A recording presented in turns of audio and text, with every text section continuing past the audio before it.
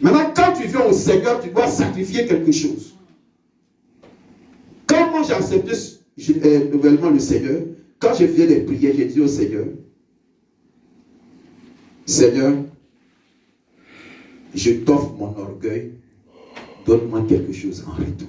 Amen. Chaque fois que j'ai prié, j'ai dit au Seigneur, je t'offre telle chose, donne-moi quelque chose en retour. Et quand je priais de cette façon-là, il y avait toujours un résultat.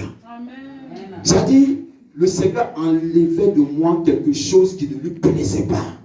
Et il me donnait en retour ce qui fait lui son plaisir. Pas ce qui fait mon plaisir, mais ce qui fait lui son plaisir. C'est pour cela que je parle d'abandon volontaire de quelque chose, de privation qu'on accepte pour l'amour de Dieu ou l'amour d'une personne. Quand tu aimes quelqu'un, tu fais des sacrifices. Vrai ou faux? On est en Europe, je ne vous apprends rien. Il fait froid. Est-ce que vous n'allez pas au travail? Quand il pleut, est-ce que vous n'allez pas au travail? C'est dur. Dans la neige et tout ça.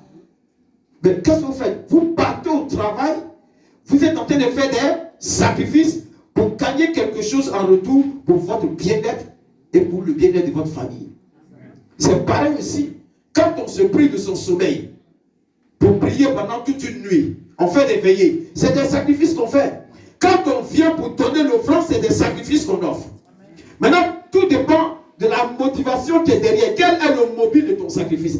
Qu'est-ce qui te pousse à donner telle chose? C'est pour te faire voir ou tu le fais parce que tu aimes le Seigneur, parce que le Seigneur t'a sauvé, parce que Jésus a fait quelque chose dans ta vie et tu veux prouver au Seigneur que toi aussi tu l'aimes.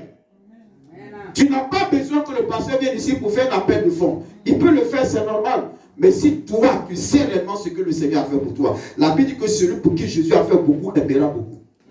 C'est écrit dans la Bible. La femme adultère dont il est question, la femme qui a brisé son parfum de nard pur, de grand prix, et qui a versé ça sur Jésus. Et les gens, Judas a été indigné pour dire, mais ça là, on peut prendre ça pour vendre et puis donner l'argent aux pauvres. Mais les pauvres là sont avec toi depuis longtemps, tu as fait quoi pour eux? Et Jésus a dit, mais elle a fait ça pour mon enterrement. Et cette femme-là, on parlera d'elle partout dans le monde, pour ce qu'elle a fait. Donc c'est pour vous dire que, quand on parle de sacrifice, il faut, n'est-ce pas, donner quelque chose. Mais quelque chose qui a de la valeur, qui a du prix. C'est comme une œuvre, quand on bâtit une œuvre, c'est des sacrifices qu'on fait. À un certain moment donné, quand l'œuvre prend une certaine proportion, on est obligé d'abandonner son travail. Parce qu'on ne peut pas allier les deux. Mais quand c'est un début, on peut travailler et faire le ministère. Mais quand le ministère prend une certaine proportion, tu ne peux plus faire les deux. Ce n'est pas possible. Ça va s'imposer à toi. Ce n'est pas que toi, tu essayer de le faire, mais ça s'impose à toi. Donc, c'est des sacrifices. Le fait même que vous venez à l'église à des heures où il fait froid, où il y a ceci, cela, tu te lèves, tu dis non.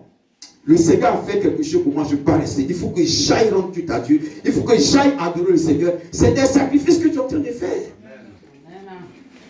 Donc la notion de sacrifice là, c'est inné, ça y est en nous, on est né avec.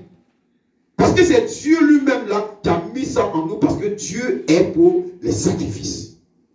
Alléluia. Maintenant prenons nos Bibles. Dans le psaume 51, le verset